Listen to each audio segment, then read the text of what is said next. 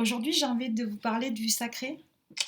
C'est un thème que je trouve qui me tourne autour en ce moment, depuis longtemps en même temps. Et, euh, et c'est vrai que quand on en parle dans mes consultations ou avec des personnes autour de moi, euh, je trouve que c'est intéressant de se poser la question, c'est quoi le sacré en fait?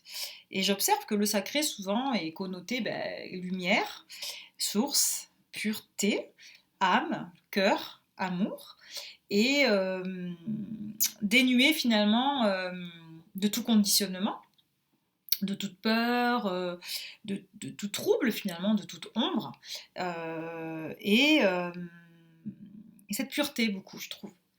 Et ça m'intéresse parce que du coup, ça vient me se poser, enfin moi, ça me fait me poser la question et sur la pureté. Qu'est-ce qui est pur finalement? Pourquoi ce qui est sacré est pur et qu'est-ce qu'on met dans la pureté? Euh, pour moi, tout est sacré. Il n'y a pas une relation, il n'y a pas une rencontre, il n'y a pas une situation qui n'est pas sacrée ou qui est moins sacrée qu'une autre, on va dire. Il n'y a pas de classification pour moi dans le sacré. Ça veut dire qu'il n'y a pas de condition au sacré. Alors que j'ai la sensation bien souvent qu'on va trouver des relations ou nommer des relations plus importantes ou plus sacrées que d'autres. Et du coup, ça m'interpelle parce que forcément, si on met le sacré dans par exemple, une rencontre, situation qui est agréable, profonde, euh, qui nous traverse et qui nous propulse ou qui va effectivement avoir des effets, on va dire, entre guillemets, positifs sur nous, pourquoi serait-elle plus sacrée qu'une relation qui va être, pourquoi pas, dite toxique, malsaine, violente ou, on va dire, désagréable?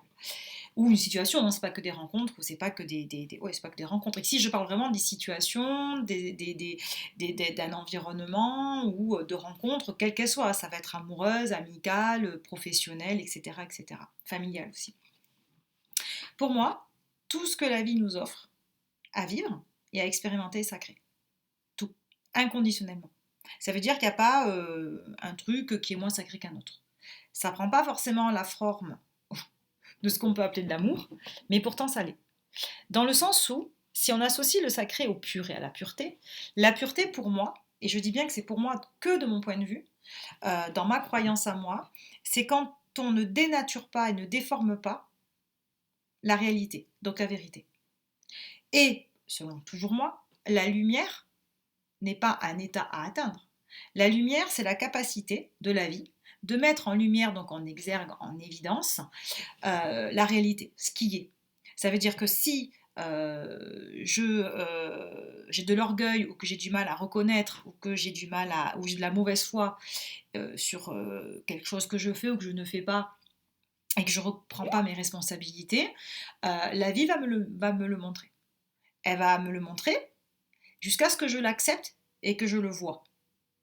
Du coup, c'est désagréable parce que j'ai pas envie, je vais résister, mais elle va quand même le faire parce que c'est une vérité. À ce moment-là, c'est une vérité qui me concerne. Je ne dis pas que je vais y rester, mais à ce moment-là, elle existe. Et elle a la capacité, la vie, de ne pas dénaturer jamais ce qui est et la réalité. Pas ce qu'on aimerait être, mais ce qui est. Parce qu'on n'est pas non plus, ce qui est vraiment. Donc du coup, effectivement que c'est sacré, puisqu'elle, elle va pas prendre des tournements, elle. Elle va nous montrer les choses telles qu'elles sont, en fait.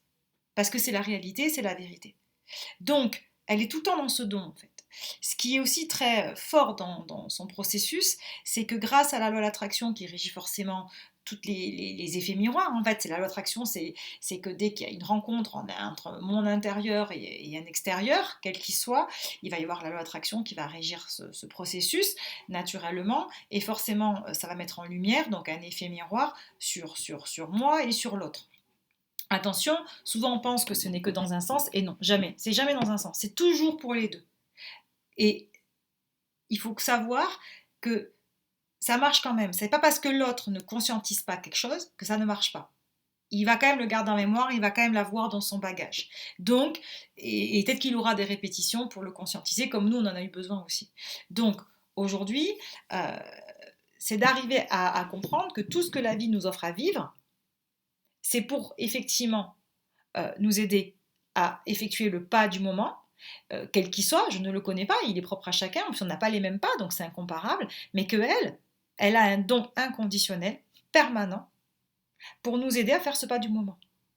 Donc, on peut comprendre nos rencontres, on peut comprendre pourquoi on a vécu certaines choses, quand on comprend ce qu'elle mettait, elle voulait nous montrer en fait. C'est cohérent. Donc quand on dit que la vie est juste, ça veut dire qu'elle est cohérente. Elle est cohérente par rapport à là où on en est en fait sur notre chemin à ce moment-là. Et tout ce que l'on vit va permettre à chaque fois d'effectuer un pas. Et encore un autre pas. Et encore un autre pas. Et du coup, et s'il y a un pas qui est plus difficile que l'autre à faire, elle va pas nous lâcher. Elle va nous dire, elle va nous faire, elle va pas s'arrêter d'être sur nous pour qu'on puisse arriver à faire ce pas. Donc du coup, ça peut être aussi, du coup c'est pénible parce que c'est de la répétition, on peut avoir un disque qui tourne, on comprend pas ce qu'elle nous dit, parce que c'est dur à voir des fois, c'est juste dur à reconnaître et à voir. C'est pas si facile que ça en fait. On n'est pas dans la répétition parce qu'on est plus bête qu'un autre. Parce qu'on fonctionne comme ça, on a besoin de la répétition pour y accorder de l'importance et pour s'y intéresser, pour le voir. Donc du coup, la vie, elle est en permanence là-dedans. Elle est pas plus sacrée en nous faisant vivre quelque chose d'agréable et elle n'est pas elle est encore sacrée quand on vit quelque chose de désagréable. Quel que soit ce que l'on vit, c'est son don en fait. C'est son don d'amour, de lumière, de vérité. C'est à nous d'apprendre à la voir. C'est à nous de faire ce pas. Elle se pose pas de questions sur ça. Elle y va. Et du coup, ce qui est compliqué, c'est que ça prend pas la forme en fait. Et ça prend pas l'apparence de ce qu'on peut des fois nous décrire. C'est pas parce que une personne va être agressive ou malveillante avec nous que cette personne n'est pas sacrée pour nous. Tout dépend de ce qu'on met dans le sacré. C'est toujours pareil. Si c'est conditionné par l'attitude ou le comportement de quelqu'un, effectivement, on n'est pas dans la même définition. Donc, j'avais envie de partager ça avec vous aujourd'hui. Je pense que la vie est amour. Je pense que l'amour, c'est la vérité. Et je pense que la vérité, c'est la lumière. Donc, du coup, tout ça, c'est la même chose. Elle est dans un don, donc c'est pur. Et la capacité qu'elle a, c'est qu'elle ne déforme pas la réalité. Elle ne dénature pas ce qui est. C'est nous qui devons apprendre à voir les choses telles qu'elles sont, sans les dénaturer, sans effectivement les déformer et sans les tordre. C'est comme ça. Que ça nous plaise ou pas, c'est comme ça. Et je trouve que c'est en cela qu'elle est sacrée et qu'elle est pure. Et elle nous apprend à le faire. Elle nous apprend à le faire. À nous. C'est ce qu'elle nous transmet aussi. Voilà. Je vous souhaite une agréable fin de journée. Je vous dis à bientôt. Au revoir.